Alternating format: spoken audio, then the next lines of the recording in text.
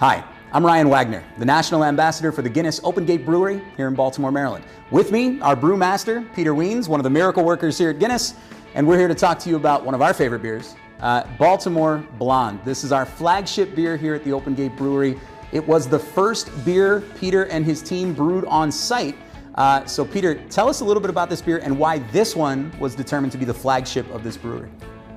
Well, you said one of our favorites. It really is my favorite beer that we make here, and that's, it does have a little bit of an impact on what our flagship is, but, Guinness Blonde American Lager was already a brand that was out there. And so what we wanted to do is we wanted to capitalize on our experience and our knowledge around making beer for the U.S. market and really take that one in and make that our flagship.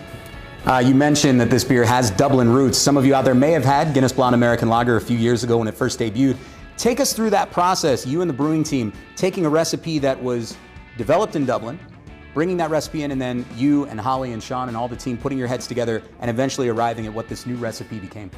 What we really wanted to do is we wanted to steer it a little bit more towards the U.S. beer consumer, the craft consumer even. And so we took it, we lightened up the color a little bit, so we took that down quite a bit. We wanted to make it a little bit more crisp and a little bit more citrusy and refreshing. Yeah, American hops are definitely going to be that citrusy, grapefruity character that we all love so much. Talk to me a little bit, you mentioned before the balance of this beer is really at the heart of what a blonde is, and particularly our blonde. Can you talk a little bit about that balance? Yeah, so we have, it's made with 2-row and caramel 60, and then we have mosaic and we have citra hops in there. And so we tried to use just enough of those to make the color so it's a little bit darker than your domestic lager. It's hoppy, it's pronounced hoppiness on the nose, but it's not overwhelmingly hoppy. So you still get enough of the malt, you still get enough of that Guinness yeast character in there, the fermentation character, and it makes it a really well-rounded beer. Now, whether you're sitting at your favorite pub or bar and you scanned your coaster, that QR code, thank you for doing that, by the way, or if you happen to stumble across this video while you're enjoying Blonde at home, one of the most important things that we talk about here at the Open Gate Brewery are food pairings when it comes to beer. Now, I like food. Peter is a lot more involved in the culinary world, shall we say. So I'm going to defer to you, Guy. What do you think are some great food pairings for Baltimore Blonde? Well, the great thing about Blonde is it pairs with a lot of different foods. Like I said, it's that well balanced that it can really cut through. It can complement a lot of different foods. I'm a big barbecue fan and also a big fan of Mexican food. I think it works great with both of those.